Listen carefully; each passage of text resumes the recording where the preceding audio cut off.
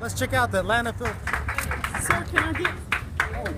We got a question here from 13-year-old Royce Mann, who's joining us here. As you do a lot of mediums, not just film, but he asks, has anyone ever told you that you can only do one type of art, and if so, what did you say back? Yeah, I think my guess is people are saying that to me all the time in the press, but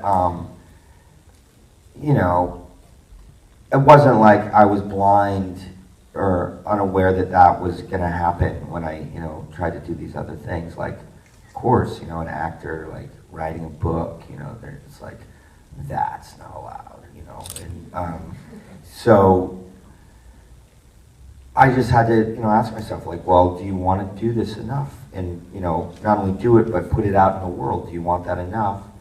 And if you do, then, you know, don't worry. You know, you can't worry about this other stuff. And I know, you know, I guess in the critics' minds, like, they're just safeguarding our culture or something like that, or, you know, or maybe, you know, I'm in critical studies programs. Like, I have no problem with criticism or analysis, but you know, when you're a creative person and you're putting your work out in the world, sometimes that criticism is biting, sometimes it's harmful, and so you just kind of have to be aware of that, and one of the reasons, and figure out a way to kind of deal with that, and figure out who you're going to listen to and who you're not going to listen to for your feedback. Because I do believe feedback is incredibly important, and it's one of the reasons that when I teach, I also design my classes this way so that they can put their work out into the world. That's the final step. Seeing how your work is being read by audiences, by critics if you care to listen to them. And so, and that is the final ingredient that will make you better.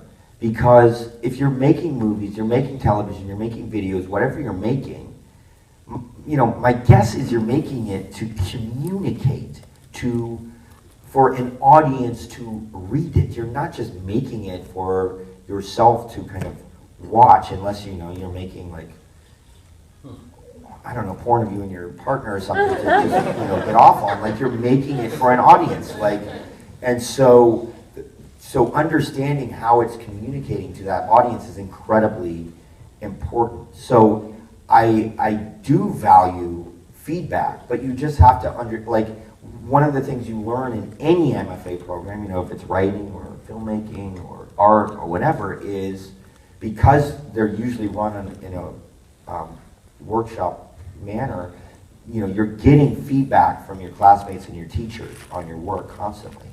And one of the things you learn in that system is, well, his feedback is always lame. He does not understand what I'm trying to do. He's wrapped up in his own thing, or he's angry about the way that I dress or something. Like, his feedback is worthless.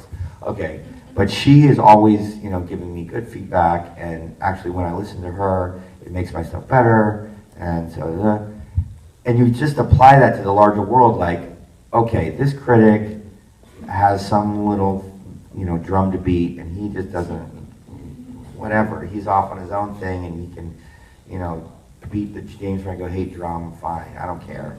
This critic, you know, gets it, and if it made some great insight, okay, that will help me on the next one. And so you just have to kind of learn who to listen to and who not to listen to. And if somebody's telling you, just plain out, don't do that, you're not allowed to write books, or you're not allowed to direct, like, I would just give the advice of don't listen to them.